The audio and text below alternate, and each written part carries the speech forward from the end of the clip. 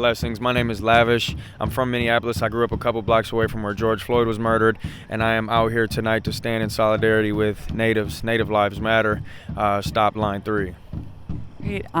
It has been a big couple years in Minneapolis. You have been out on the streets, putting your body on the line. How did the momentum from the Black Lives Matter movement, how did that momentum build to this Indigenous sovereignty movement here? You know, I think that it shined a light and brought an opportunity for a lot of different problems. The intersectionality, like bro just said, intersectionality is real. So the plight with Black Americans, 400 years, colonization over 600 years. So earlier today I just heard if Indigenous people aren't free, no one is. So with that as the foundation, we got to be out here for Native people, for Indigenous people anywhere. And I feel like George Floyd being murdered just opened up that space. It was a perfect, it's horrible to say, but like perfect timing with COVID. No one was at work. No one was able to watch LeBron. No one was able to go to do any events. They had to see what happened. And I think it sparked a flame in so many people that otherwise wouldn't be out here if they didn't get to see that. There's also parallels between the police brutality, protecting property and capital in Minneapolis, and then also on the pipelines. The charges have grown to felony theft for critical infrastructure. What can you speak more to that? Yeah, so often they demonstrate that it's property over people. Capitalism is the bottom line, and anything other than that is just interfering with their profits, and that's absolutely wrong. Fuck capitalism, and the people, when we come together, we so much stronger. And we proved that after Winston Smith was murdered by U.S. Marshals uptown June 3rd. Every single day, all day, we were out there, and we took over private property. And it took them 2 months to get us out of there, but we raised insurance rates, we raised rent, we dropped the property value.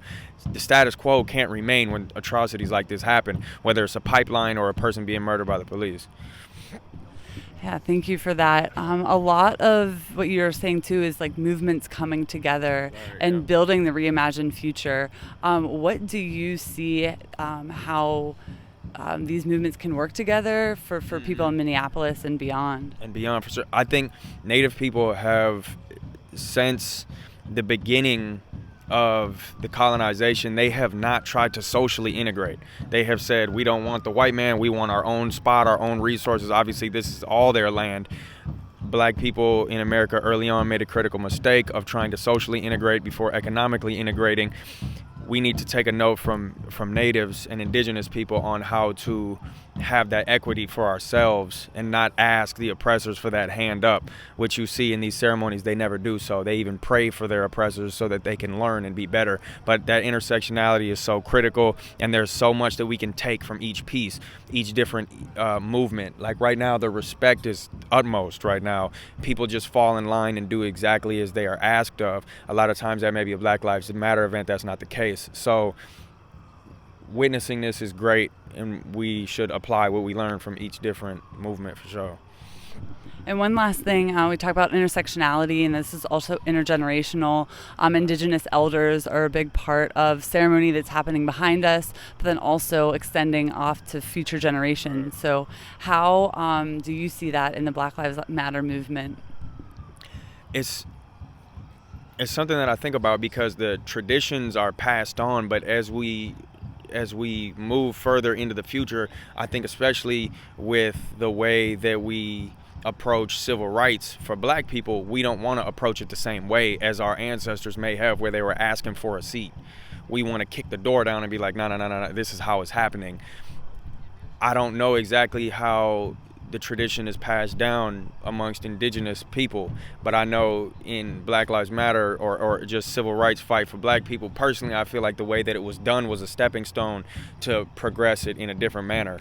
But like I brought up, like you brought up, we got to take pieces from each different movement and apply that for sure. Thank you so much. Blessings. Yeah.